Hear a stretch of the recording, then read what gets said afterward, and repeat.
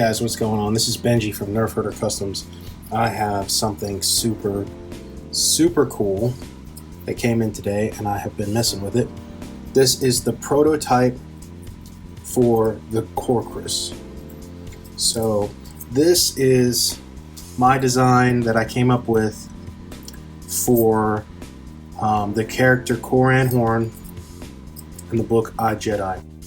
Now, for those who know me and know my channel and have seen a lot of scrap builds that I've done, I love making Coran Horn speeder bike hilts. They're fun. You can always, use your imagination to come up with what you want. But I've been wanting to do one for everyone.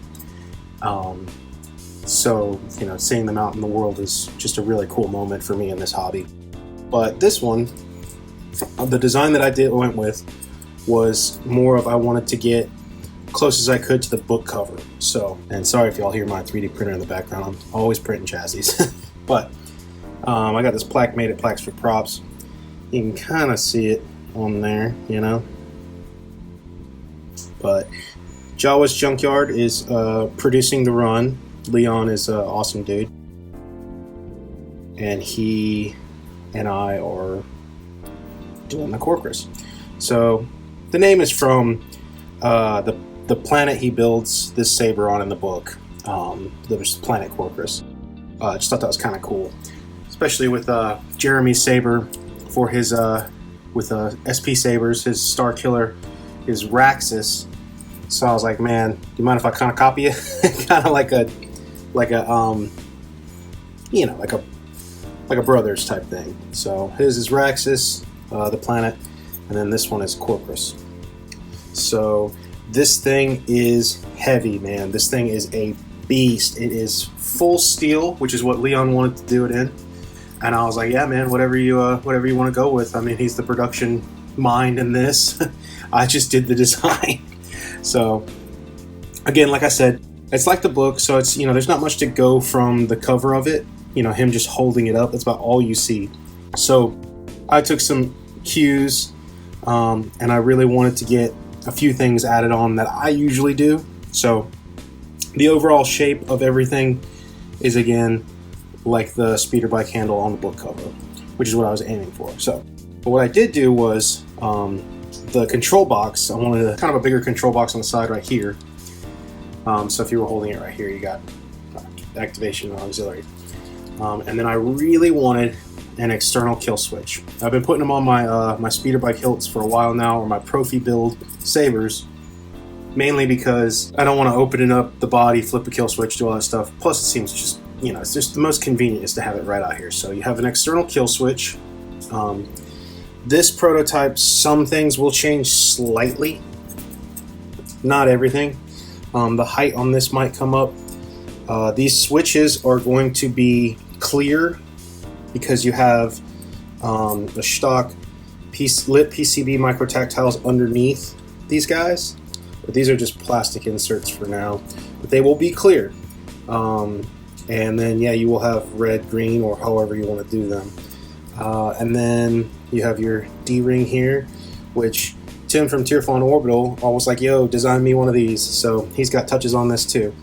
Not only did he help with getting it prepped to send off to Leon for production by adding threads and whatnot, because again, I just did the aesthetics to make it look like this and all that, and then Tim helped me with the mechanism, of operating, and then of course Leon took it and ran from there into what would need to be in production, since he's very specialized in that aspect. But again, the grip will be powder coated in black, and the inlays will be milled after the powder coating, so it'll have like a two-tone, which is really cool. I got the raw kit, or the raw version, so I'm going to play with this and weather it myself. This will be, again, steel. It's all steel, so this thing is hefty. It's very heavy. I mean, it's a beast. But the emitter is, this piece is all separate. So you may want to IJB weld mine in, because the machining process, these pins are all separate, and then this guy couldn't really thread in, so it's a pressure fit in there. So I just JB welded mine in, and it's, that's perfect because the blade socket does go down. This is just a cap that slides over it, and then you have your retention screw for it. Pommel comes off, but I'm just going to go ahead and take it off at the body. So right now what I have is just a standard PLA chassis for test fitting, and I'll probably just use it on this one for myself. But he will be printing it in, I believe, nylon or SLS type material, so it'll be very durable. But this is the got a 1.5 in there. It'll hold a 2.2, 3.9 or whatever. This is just my test Profi. I usually do that for fittings when I'm test fitting everything to make sure if I damage anything on this, I'm not damaging an actual board. So disregard the green 1.5. It holds. By the way, this is one version of the chassis you can get on the run. This will be the standard Eco chassis. So you have a Profi board, and then I have a version for a CFX. It'll hold an 18650 battery with the springs and battery tabs will be supplied, obviously, and then a 28mm speaker.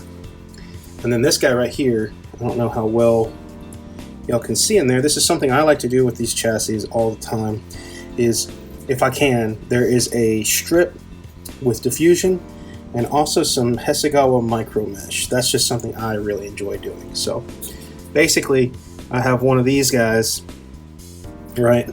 These are the strips that I use. Got it from the Custom Saber Shop, I believe. I got a roll a long time ago. Blade diffusion, which I use in a lot of stuff whenever I'm doing the LEDs. This is just a diffuser for the blade material, like when you're making a blade, and I just cut that and that goes over the strip. And then this is a piece of Hasegawa modeling mesh. Very, very thin, very small, micro hexagonal mesh. This stuff looks awesome whenever it's backlit or any of that stuff. So the blade is going to be a 1-inch blade. This is just a blade plug of mine sitting there. So what I wanted to do was I wanted to make it easy for you guys, and the pixel holder is connected to the chassis, and then obviously the switch plungers. There's a platform for the switches and a cutout for this guy for the kill switch, external kill switch. So it's pretty straightforward, pretty easy. And yeah, I went with a 1-inch because on the book cover it kind of looks like a beefy boy. It looks like a thick one. Normally I would go with a 7/8, but that's pretty good.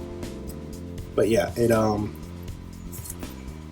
turned out really good, man. I cannot put this thing down, and I really want to weather it and make it nasty. It needs to be nasty. It needs to be junk, even though it's beautiful right now. It feels so beautiful. But yeah, you got a little bit of a diameter change for the pommel.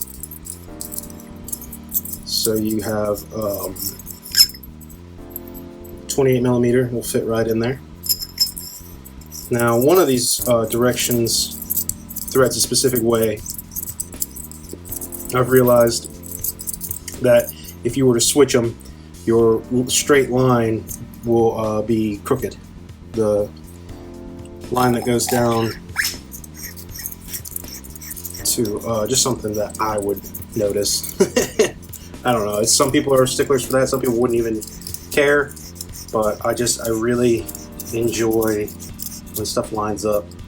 So lines up between there and the middle of that guy. So if you switched them, this guy would be clocked a little differently. Your cobalt would be a little different. But that is basically it for now. The speaker will change a little bit, I think. I think this will have a little bit more closed in because the idea is to get the best sound possible out of this guy. So I like to use this putty paste that I get to close off the speaker tabs, these solder joints and around the speaker, and that just pushes the sound quality to maximum. But what we're going to have is a little lip in there that stops right inside the speaker line, so it completely traps that sound in there. So I think the prototype didn't have that on it, but I believe the final versions will. But I just wanted to show this off real quick. Super happy. This is a huge milestone for me to be able to put, you know, a saber out there in the world for you guys to get. Because a lot of people ask me for builds, and I'm like, hey, I don't have the time to do a scrap, or I don't have the scraps. So to actually have a production hilt out there is a huge moment for me in this hilt, like in this hobby, and I can't thank Leon enough for Jawa's Junkyard for being like, yo, let's talk, let's do it. So appreciate you, my dude. Again, pre-orders are up. It is an all steel hilt, and we also have a very cool metal chassis, a show chassis, a top tier chassis from Carlos over at the taco shop. I had him do a much like the Raxus, except with, you know, this character's design cues more in it. He has a dual face saber. This is a dual face saber in story, so it has 3 crystals total, and they rotate for alignment. Didn't get the rotating, but we got 3 crystals in it for show, which is just a really cool feature. So when you get that in this guy, it's gonna be a meaty, beefy, heavy boy, but it'll look really cool. But that's gonna do it, guys. I just wanted to share that real quick on the Courkrus update. Very stoked, and hope to see them out there. Hope to see you guys grab some, and I'll get them made. So until next time, may the force be with you. You stuck up, half-witted, scruffy-looking nerf herder. Scruffy looking.